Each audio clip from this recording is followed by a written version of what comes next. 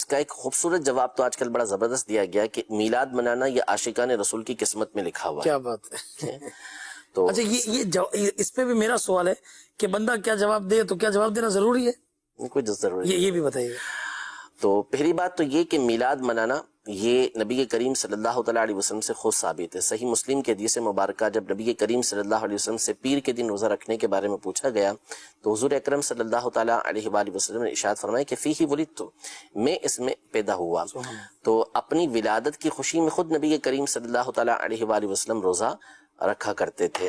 تو جس طرح میلاد النبی، یہ تو ترمذی شریف کے اندر پورا باب موجود ہے کہ جس میں باب میلاد النبی کے نام سے امام ترمذی نے پورا ایک باب قائم کیا ہے.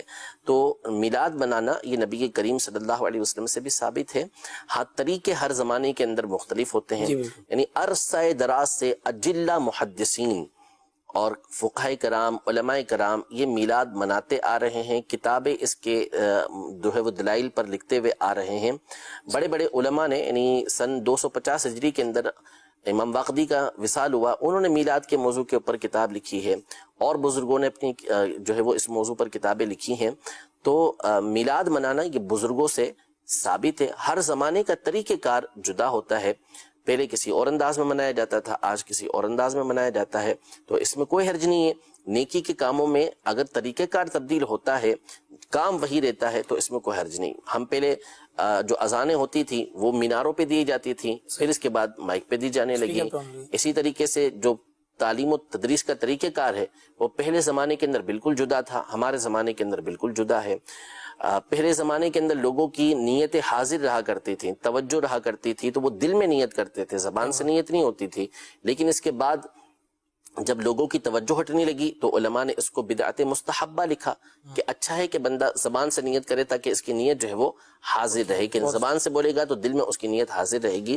تو اس پر بہت سارے مثالیں جو ہیں وہ صحابہ کرام علیہ رضوان کے دور سے اب تک موجود ہیں کہ بہت سارے کام وہ کہ جو اس زمانے میں نہیں ہوتے تھے یا ان کا طریقہ کار کچھ ہوتا تھا، بعد میں کرنے میں اس کے اندر کوئی مسئلہ نہیں ہوتا.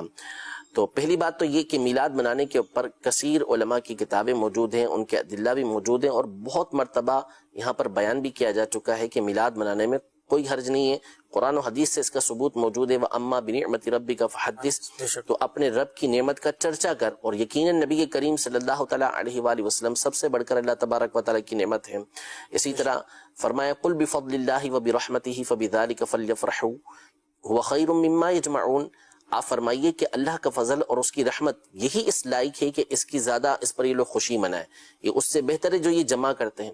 تو نبی کریم صلی اللہ علیہ وسلم سے بڑھ کر اللہ کی رحمت کون سی ہے؟ نبی کریم صلی اللہ تعالیٰ علیہ وسلم سے بڑھ کر اللہ کا فضل کون سا ہے؟